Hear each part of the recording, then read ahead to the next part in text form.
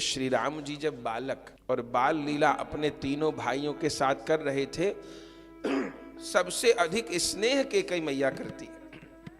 पाला ही कैकेयी मैया ने है, उनका तो स्नेह अगाध है। एक बार श्री राम अपने भाइयों के साथ छिपने वाला खेल खेल रहे थे और भागते भागते कैकेयी मैया के भवन में आ गए छिपने के लिए। कैकेयी मैया उस समय केश काट रही थी, श्रृंगार कर रही थी अपना। उसी समय छिप करके श्री राम आए और पीछे से आके मैया की दोनों आंखों पर हाथ धर लिया, जैसे बालक लोग करते हैं। इसका संकेत है कि बताओ मैं कौन हूं।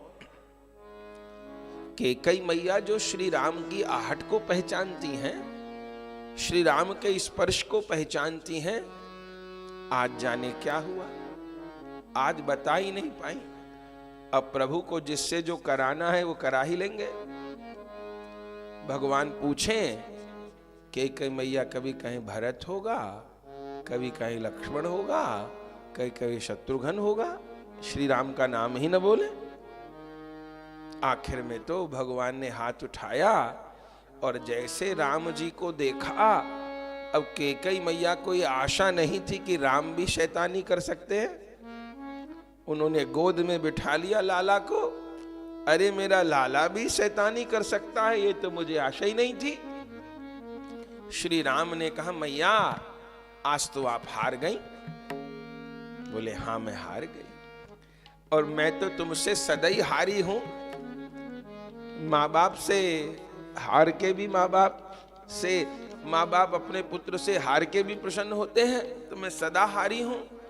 भगवान ने कहा तो आज आपको मुझे कुछ देना होगा। कैकेयी मैया ने कहा मैं बलिहारी, मैं तो तरसती थी कि राम कभी कुछ मांगे, न वो कभी भोजन के लिए मांगते हैं, न पहनने के लिए मांगते हैं। जो खिला दो सो खा लिया, जो पहना दो तो सो पहन लिया। बताओ मेरे राम को क्या चाहिए। उस समय है तो ये बात बाल लीला की। श्री राम ने कैकेयी मैया को कहा था मुझे आपसे वचन चाहिए। क्या वचन चाहिए? बस ये तो बाद में बताऊंगा, पहले आप मुझे प्रण करिए कि जो मांगूंगा वो दोगी। अरे बता तो सही लाला क्या चाहिए, मैं दूंगी।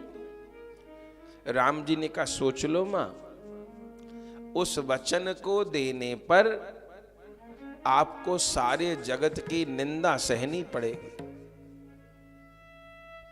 कैकेयी मैया ने कहा सारा जगत निंदा करेगा, कोई बात नहीं, तुमको सुख होगा उससे। हाँ मुझे तो सुख होगा, मेरा तो अवतार का प्रयोजन ही तब सिद्ध होगा। तो यदि तुम्हारा कोई काम बनता है तो मैं सुन लूंगी सबकी। कहो क्या चाहिए। राम जी ने कहा मां हो सकता है तुमको पिताजी भी त्याग दे, तुमको वैधव्य भोगना पड़े। कैकेयी माता कहती हैं कैसी बात करते हो रामभद्र, मेरे पति मुझे त्याग दे, हाँ, और हो सकता है भरत लाल भी आपको त्याग दे। कैकेयी मां ने कहा पति भी त्याग देगा और पुत्र भी त्याग देगा, हाँ, पर तुम तो नहीं त्यागोगे। बोले नहीं मैं तो नहीं त्यागूंगा। तो कोई बात नहीं, तेरे फूलों से भी प्यार और तेरे कांटों से भी प्यार, जो भी देना चाहे दे दे करता है।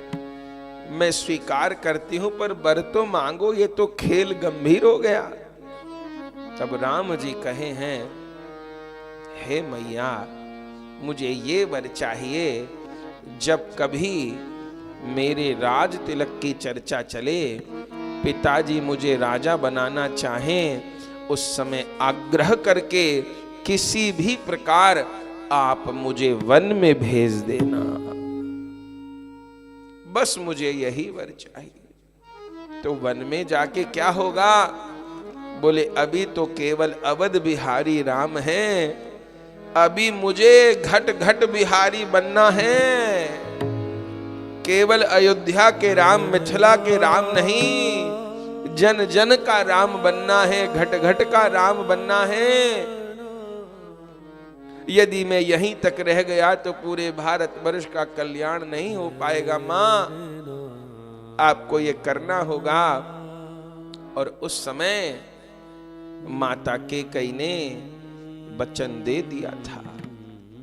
और बंधुओं, केकई मां ने इस प्रस्ताव को स्वीकार कर लिया था। एक ये भी कथा है, ये अंतर कथा है। लीला के दो पक्ष हैं। एक शिक्षा ग्रहण करने वाला पक्ष है और एक लीला परिकर का अपना वास्तविक पक्ष है।